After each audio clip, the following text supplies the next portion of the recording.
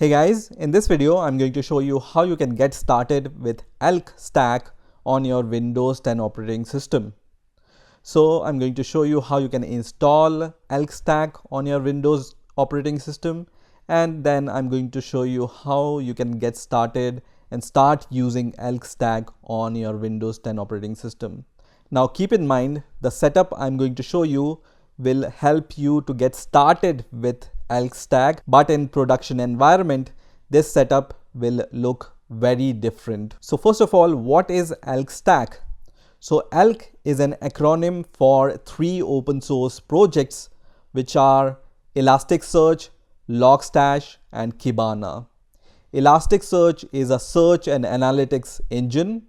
Logstash is a server-side data processing pipeline that ingests data from multiple sources simultaneously, transforms the data and then sends it to a stash like Elasticsearch. And Kibana lets user to visualize data with the charts and graphs, and Kibana is browser based, so you don't need any other tool to visualize your data other than your browser. Also, there are many auxiliary tools available in addition to this ELK Stack, for example beats and other stuff which you can use with this ELK Stack, and the Elastic Stack is the next evolution of the ELK Stack. So let's see first of all how we can download and install Logstash, Elasticsearch and Kibana on our Windows operating system. The only prerequisite of installing Elastic Stack or ELK Stack on your Windows operating system is you need to have Java JDK installed on your Windows or any other operating system. So once you have installed Java on your Windows operating system, just go to your browser and search for Elastic Stack download. And the first link which will appear here will be from elastic.co/downloads. So just click on this link, and once the link is open, you will see Elasticsearch, Kibana, Beats, which is also now very regularly used with the Elastic Stack, and then Logstash here and other stuff here. So what you need to do is, for now we are going to just download Elasticsearch, Kibana and the Logstash. So just click on the download links of all these three sections, and you will be able to see under Elasticsearch web page this Windows option. So just download this Windows zip file. This will be downloaded as a zip file. So just click on this Windows option.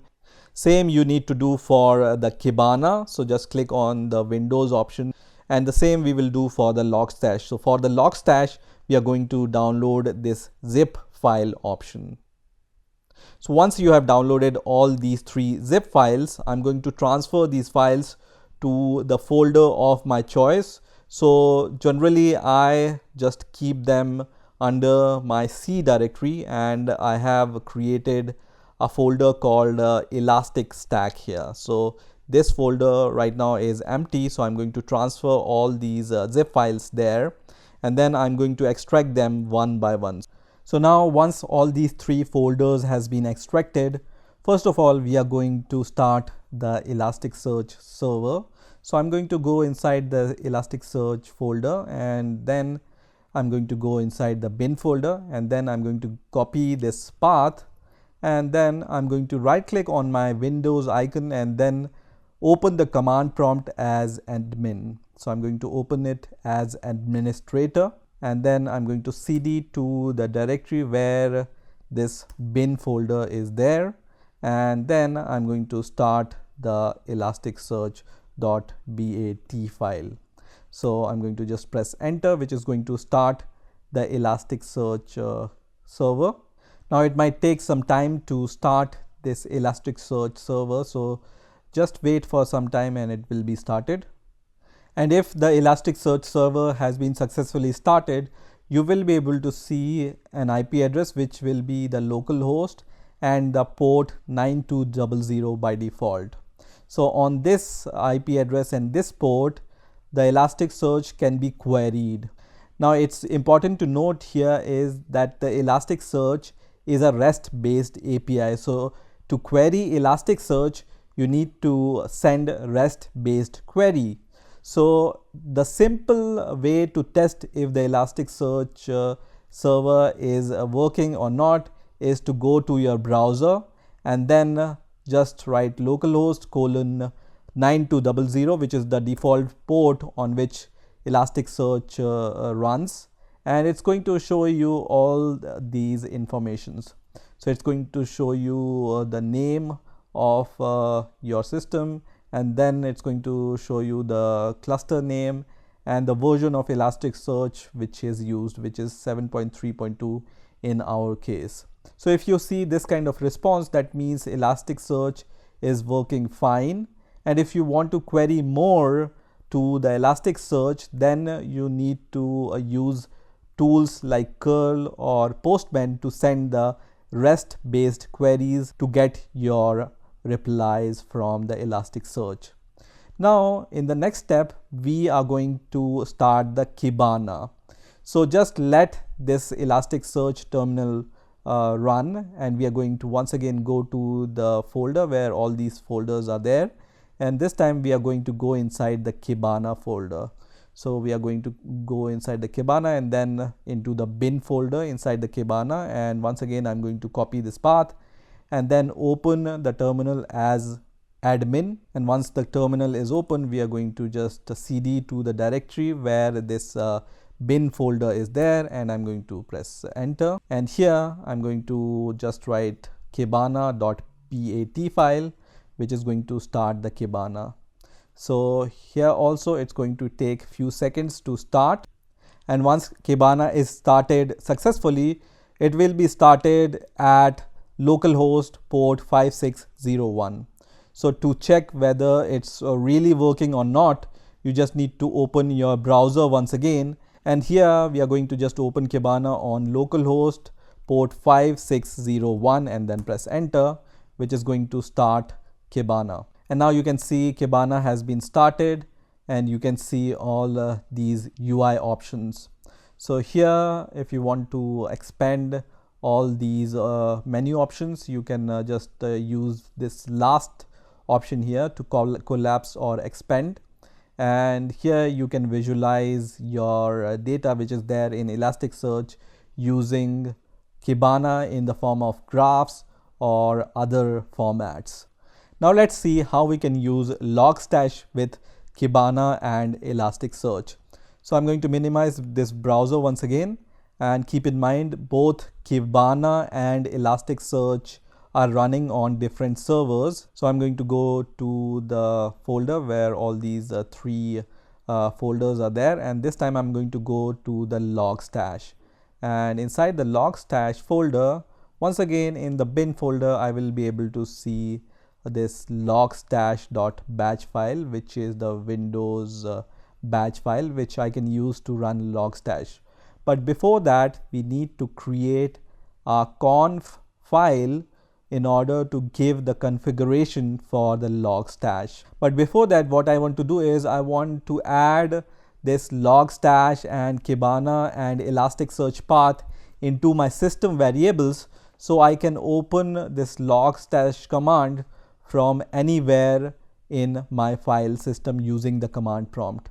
So for that, I'm going to just copy this path, and then I'm going to right click on my Windows icon, and here I'm going to go to the system, and once system settings are open, I'm going to go to the advanced system settings, and here I'm going to go to the environment variables, and then here in the system variables I'm going to click on the path system variables, and here I'm going to add one more system variable, which is the path of the Logstash bin file. Same I will do for the Kibana and the Elasticsearch bin folders also. So first copy the path of the Kibana bin folder and add it to the new system variable, and same we are going to do for the Elasticsearch. So I'm going to go inside the Elasticsearch bin folder, and I'm going to add it to my system variables. Now I'm going to just click on OK, OK, and once again I'm going to click on OK. So now in the next step, what I'm going to do is I'm going to create a Logstash conf file. So I have my Visual Studio Code editor, and I'm going to create this Logstash conf file. So I'm going to just write logstash.conf. Now this Logstash conf file you can create on any location wherever you want. It's not necessary that it has to be there inside the Logstash folder. It can be created anywhere in your file system. Now there are three important parts inside this logstash.conf file. Also, it's not necessary that you need to give the same name. You can provide any config file name to your logstash conf. This conf file have three different important parts. First is called the input, the second is called the filter, and the third is called the output.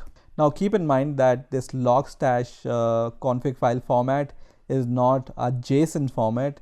It's something proprietary, so it's not a JSON format. Now here two things are important: input and output options.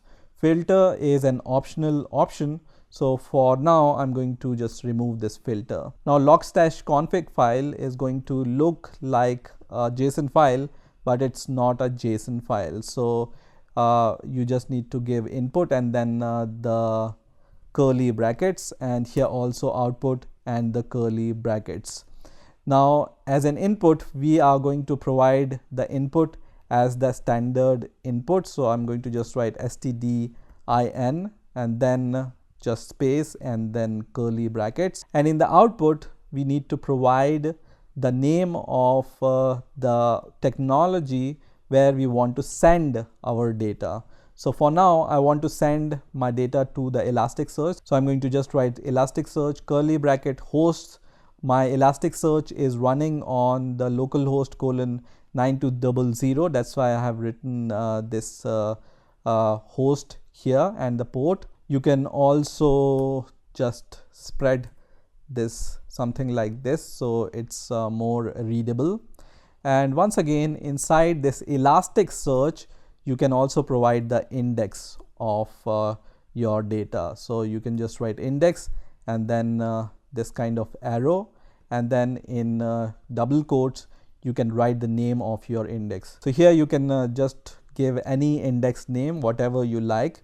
So for example, I am going to just give the name index for Logstash, or any other index name, whatever you like. So once you have created this logstash.conf file, we can use this logstash.conf file using our logstash command. Now when you go to the Logstash download page also, and when you scroll down, you will be able to see all the installation steps here described also.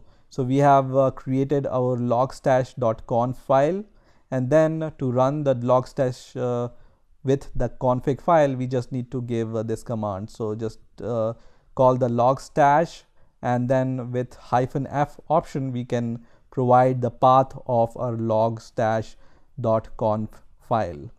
And because we have added logstash to our environment variables, we can just right click and open our terminal as admin, and once the terminal is open, we can use this logstash command from anywhere in the terminal now. So we don't need to go to the logstash bin folder in order to run our logstash command. So because my file is here, so let me just copy this path. So I'm going to just copy the path where my logstash.conf file is there, and I'm going to just cd to this folder. So cd, and there is my logstash file located. So here I'm going to just give this logstash command, and then I'm going to give the path of my logstash conf file. So logstash and then -f and then the logstash conf file. Okay, So because we have added this Logstash binary folder into our environment variables, that's why I don't need to go to the Logstash binary folder to run this command. So I'm going to just press enter. So now my Logstash server has been started, but it's complaining that my index name must be in lowercase. So I'm going to just close this server by pressing Control C, which is going to stop this server.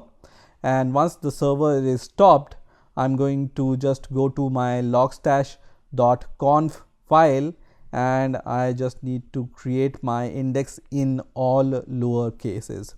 So I have just given this index in all lowercase letters now, and I'm going to save this conf file. And once again, I'm going to go to the Logstash command prompt. And first of all, let's clear this terminal by pressing CLS on Windows terminal. And once again, I'm going to just give the same command, which is logstash-f logstash.conf file. So now it's not giving me any error. So I have some comma separated values data. So I'm going to just copy this data which I have, and then I'm going to try to give it as the standard input. So I'm going to just paste this data which I have copied, and you can see this data which I have copied is now sent to the Elasticsearch. You can see successfully started Logstash API, and whatever data I have copied and pasted here on the terminal, it's going to go to the Elasticsearch. So once this is successful, we are going to go to the browser of Kibana, and we are going to go to the visualize section here. So this is the visualize section, and once this visualization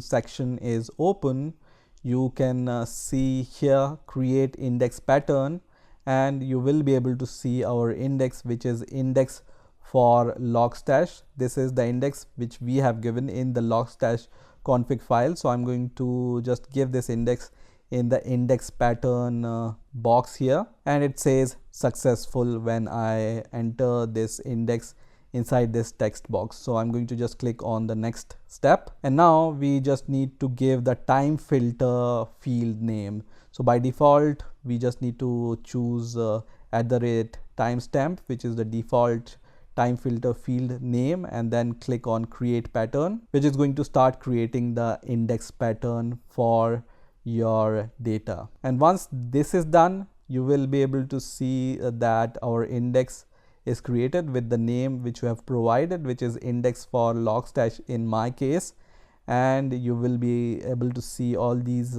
default values here. So all the data which you have sent from your Logstash command is going to go under the message name here. So to visualize this data, just click on discover here, and then because you have only one index which we have created, you will see the index name here and the time at which this data is gone into the Elasticsearch. So you can see the count 14, which is sent at the time. So you can see the bars of the count of data which has been sent into the Elasticsearch from this input. So when you expand this section here, you will be able to see under the message whatever message which we have sent using the standard input. So for example, 5121, and then this address is there. So I'm going to search for 5121 into my data which I have sent. So you can see 5121, and then this is the address which I have sent, which is clearly visible here also. So this is how you can start using the ELK stack on your Windows operating system. In the next videos, I'm going to show you some more features about Elastic Stack. So stay tuned, and I'm going to see you in the next video.